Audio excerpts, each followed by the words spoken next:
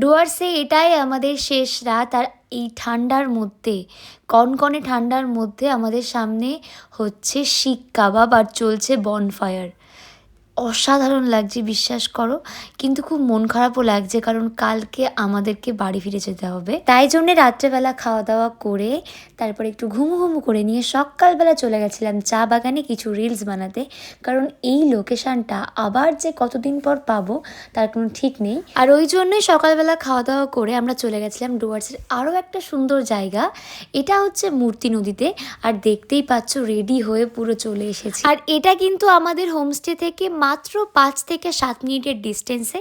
আর এখানে আমরা যে সুন্দর সুন্দর রিলসগুলো করেছি সেগুলো কিন্তু তোমরা দেখতে পাবে আমার ইনস্টাগ্রাম অ্যাকাউন্টে রশনিনন্দী39-এ। আর এই ঠান্ডার মধ্যে রিলগুলো শ্যুট করতে গিয়ে ঠিক আমার যে কতটা কষ্ট হয়েছিল তা তোমরা আমাকে দেখেই বুঝতে পারছো। আর দেখো, এই হচ্ছে বাঙালি। এত ঠান্ডার মাঝেও রাস্তার পাশে ফুচকার গাড়ি দেখে ছুটতে চলে এসেছি ফুচকা খেতে।